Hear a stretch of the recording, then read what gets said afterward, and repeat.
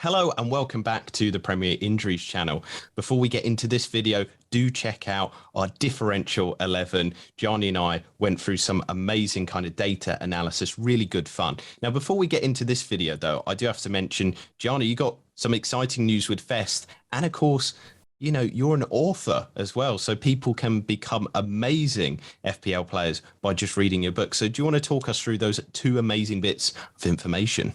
I would love to, and I don't want to turn this into the shopping telly, which ironically, name drop is where I met Jules Breach in shopping television. Imagine that 10 years ago.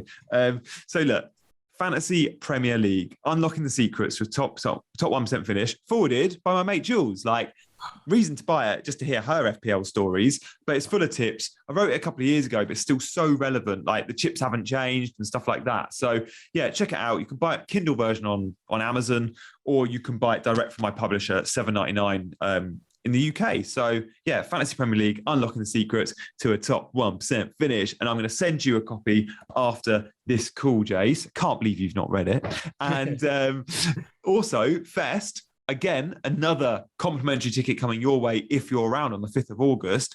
If you're around London, guys, or even if you're up for spending this sort of having a day trip, 5th of August, Fantasy Football Fest, presented by Kelly Summers and myself. Mark Southern's on stage, loads of the world's best FPL managers all in one room for an evening of amazing content in a cool venue, Waterloo Arches. So check out Fantasy Football Fest on social, online, £20 tickets with a free drink, which in London is like a £14 ticket.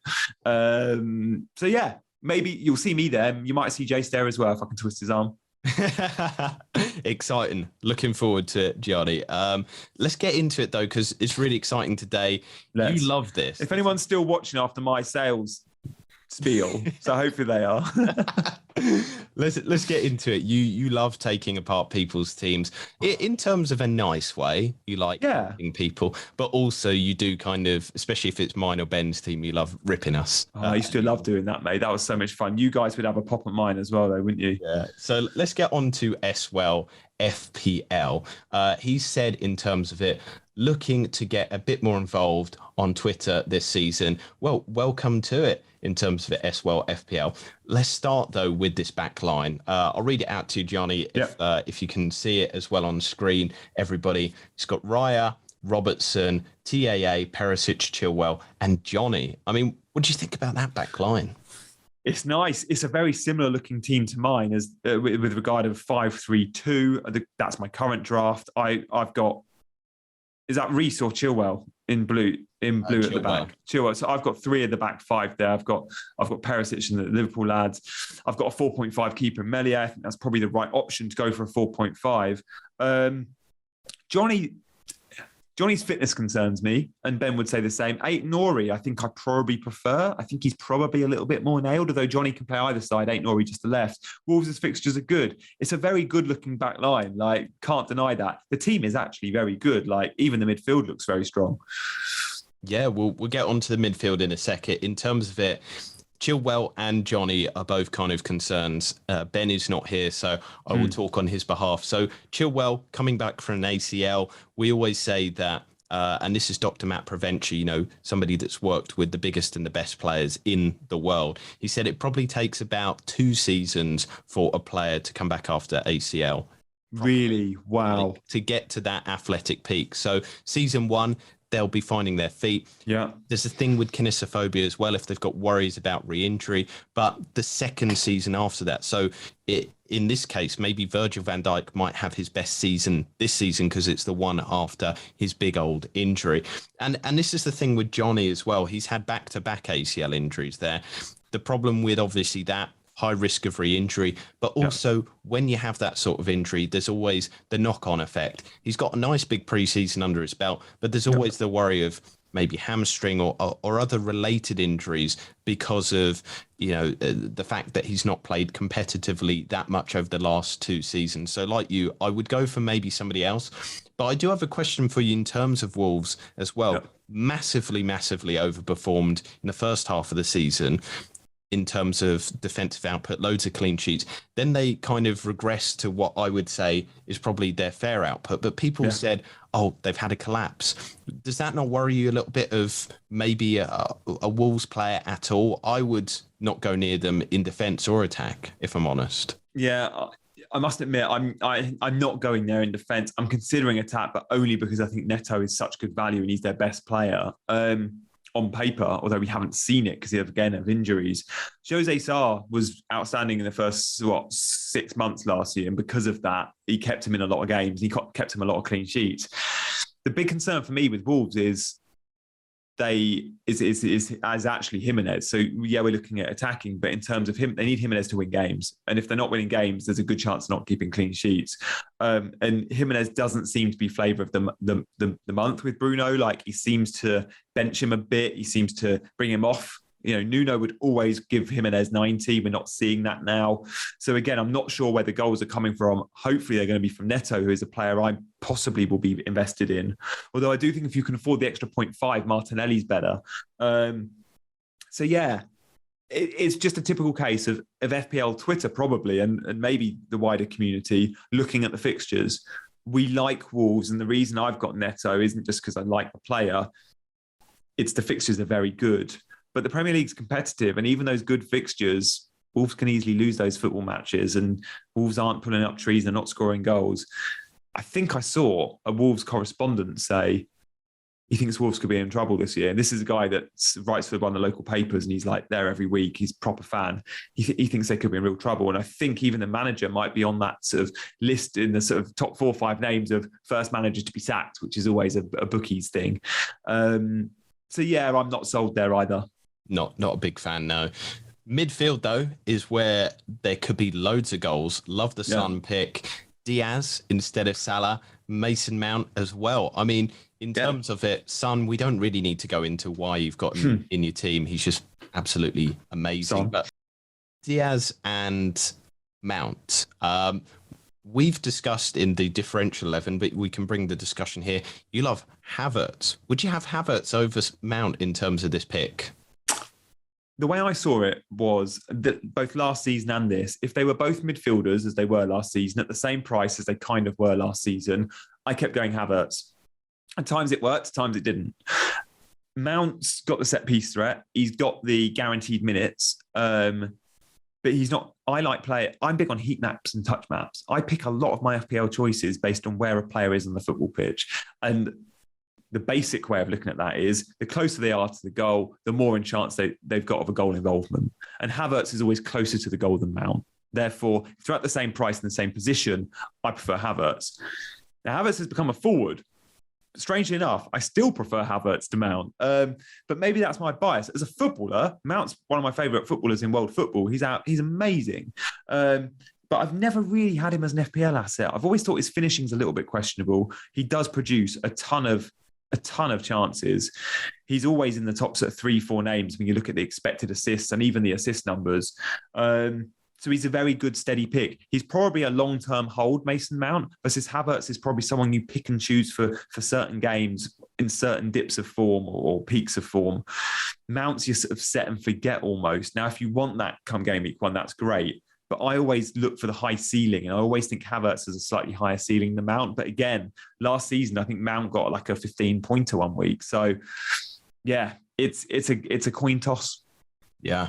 I like Diaz. I don't know if we need to add much on that because Jota injury is good news for Diaz. If anyone did question his minutes, which I don't think you needed to, but yeah, Mane's gone as well. I think he's kind of locked in there. He's going to be like Salah on the other side. Just lots of opportunities. Now, is the front line which is of interest to us? Yes, Haaland and Jesus. They're kind of the meta at the moment, aren't they? They're the go-to template too.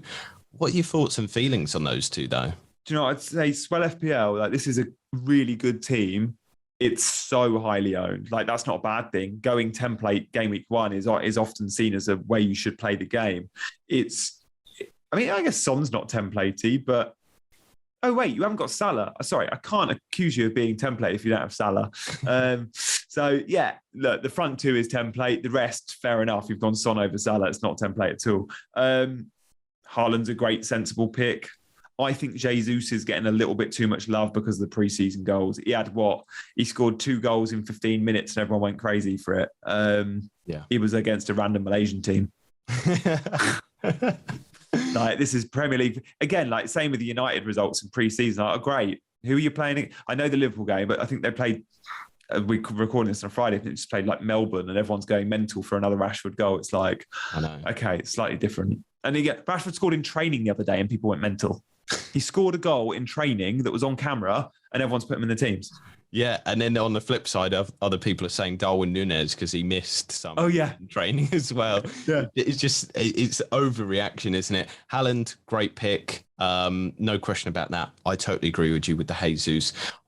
If I was going for an Arsenal asset, I would go with Saka. Let's move on to Adam's team. Yeah. I've tried to cover the main defences and attacks. Really tempted to attack the opening 6 to 8 games. I mean, that's what a lot of people are doing because of the early wild card. If I compare Jesus to an 8 mid, I think I might prefer him. So it's quite interesting to kind of learn his thinking. Yeah. So backline again, we've already talked about Alexander-Arnold, Laporte. We don't really need to go into them, but interesting. Premium goalkeeper, Mendy. What are your thoughts on a premium keepers this season? Yeah, I mean, I don't even know if we can call him that. At 5.0, he's not really premium. Like, if you can find the extra $500,000, Mendy is worth it on a Raya, a Meslier, a Pickford. Can you find the 0.5? If you can, go for it. I'm on the fence there. I might end up with Mendy. I'll end up with Mendy or Meslier, I think. And look, you found the extra 0.5 and it works. And just touching on that back line, I'm not a massive fan of centre-backs. And I know Laporte is in there. Find the money for Cancelo if you can. You get so much more for Cancelo, Adam. Yeah. It's levels apart. And even Tomiyasu, I know he's 4.5, but this isn't a fullback that gets loads of attacking numbers. At Bologna, he was very steady at the back. He often played at right centre-back for them. I would swap that up a little bit. And if you need to take money out of Jesus to go Laporte to Cancelo and Trippier to Reece James, do it. Yeah, I totally agree with you. I think the thing with Tomiyasu as well, tactically, Arsenal kind of transition to kind of the 3 at the back in the phases that they've got possession. Tomiyasu, he does have some marauding runs, but it's all Tierney. It's kind of very left-sided, heavy. So I totally agree with you there. Question for you on the Mendy pick. Does that take unnecessarily a Chelsea slot? Because people might want Reece James, Chilwell and Havertz. Or amount at times. Yeah, it arguably does, but I don't think it does for Adam because Adam's not got any Chelsea other than Mendy. So if Adam had Reece James and Mount in his team, you're looking at that third spot you need to keep open for jumping on a bandwagon. But I get the impression Adam's probably not going to commit to any more than 2 Chelsea. The fact he's almost ignored them already. So I'd be fine with that. Like, yeah, I think you could go Mendy, Reece James, and then you've got space for a Havertz or a Mount or a Chilwell if you need to. Love Trippier pick as well. Free kick. Yeah. Newcastle, solid defence this season. Let's go midfield though. Pretty meta with the kind of Salah, Neto double up again. Yeah. We've kind of covered this before, but is it Craig Gordon? I don't. Craig Gordon was the goalkeeper, wasn't he? Oh, okay. It's not Craig. I don't think it's Craig. Who is it? I'm going to have a look. Gordon Everton. He's just signed a new deal, and he looks like Claire. He looked like Gordon Everton. Let's have a look. Was Anthony? Oh gosh! I bet everyone was screaming at us. Anthony. I think in the other video I've said Craig Gordon again. You did mention Craig Gordon earlier. Yeah, I didn't correct you. It's Anthony, right? Anthony Gordon. What do you think on that? Because I just have massive reservations over any Everton ownership. They were so bad last season. And I love Frank. I'm sure you love Frank as a Chelsea fan. Yeah. Lovely guy. He seems genuinely, and I also love his kind of very jovial and then switching to serious mode. But in terms of it, he's not a brilliant manager, is he? I think he's going to prove a lot of people wrong. I think he did very well last season to keep us a lot better than Rafa Benitez. And there's a lot of football fans that will tell you Rafa Benitez is a really good manager. I think he's dreadful. I don't think it was hard to do better than Rafa. No, I think Frank's done a good job and I think he will do a good job. But I still don't think I'll be looking at Everton players in FPL quite yet. Gordon, is a favourite of Lampard's, and Gordon does play in a front three for Lampard, and he is on set pieces for Lampard. So at 5.5, like, there isn't a huge amount of options. Like, it's Gordon or Neto pretty much, isn't it? But again, if you can afford that extra 0.5 and you get a Martinelli, so that's what I'd do with this team. I'd boost Gordon to a Martinelli. I'd take Jesus down to an Undav or whoever, and then I'd go Tomiyasu and Laporte out for Reece James and Cancelo.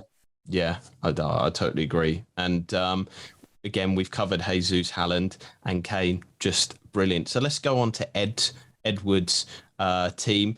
Now, he says he's broken the game. He's tweeted us explaining his picks here.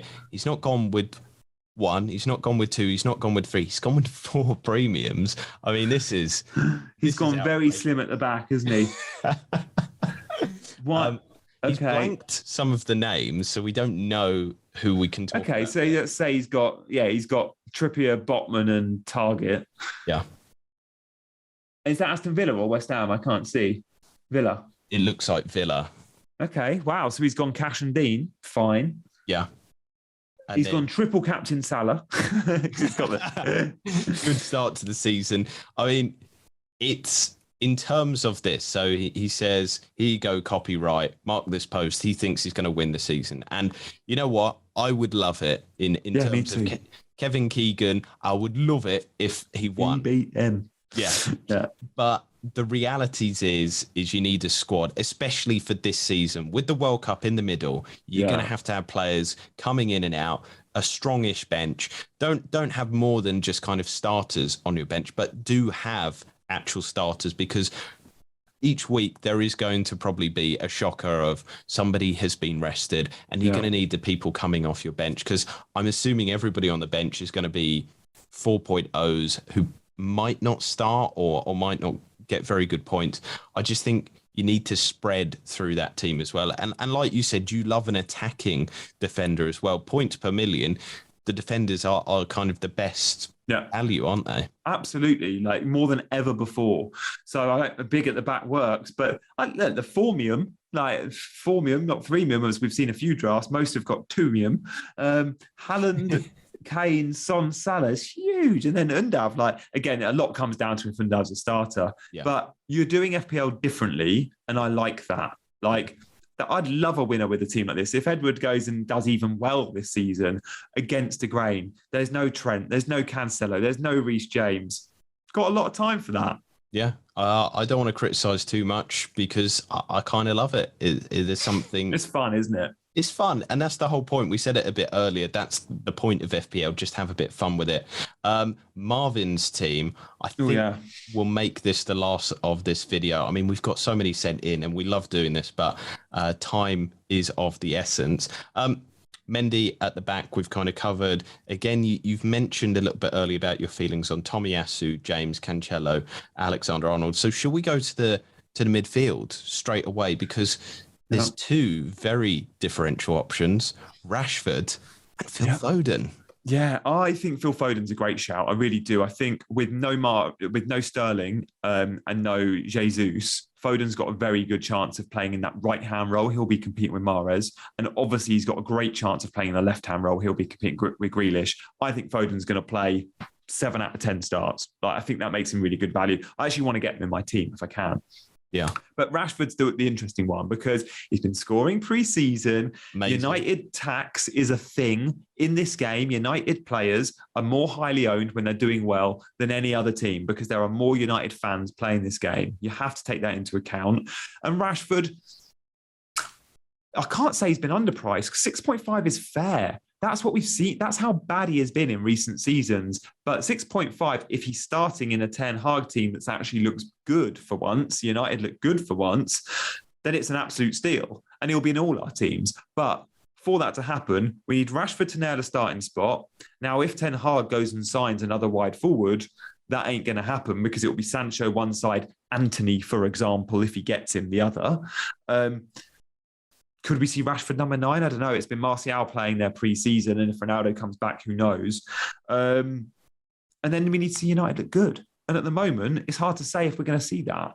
I still think there are so many signings short. Like, where are the midfielders? Frankie de Jong should come. If he doesn't, that's so short. McTominay and Fred aren't going to get you top four. So, look, Rashford, if he's a starter, could be an amazing buy. And FPL Marvin, we'll probably all have him in our teams if he's a starter, because that is good value. But we need to see him starting first, and I'm not convinced.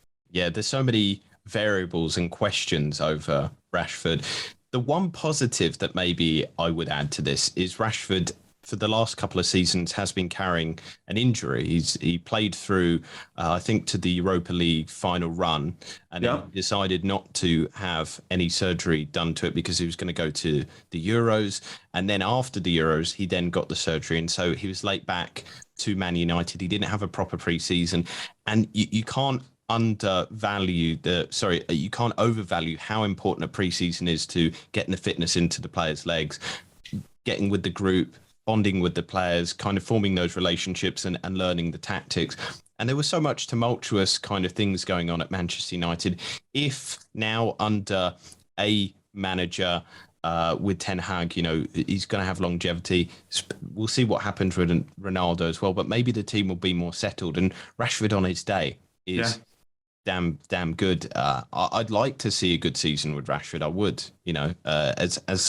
as a fan who loves football, Rashford is an exciting player, even though he's for the wrong team in Manchester United. But we'll put that. But in terms of that is today's video. As mentioned to people, do check out Gianni's book and look to go to Fest as well, and subscribe to the channel because we got so many good videos coming out. We got some amazing experts coming on, and we will see you again very soon. We've got one more in terms of it, rating teams, so check that out as well.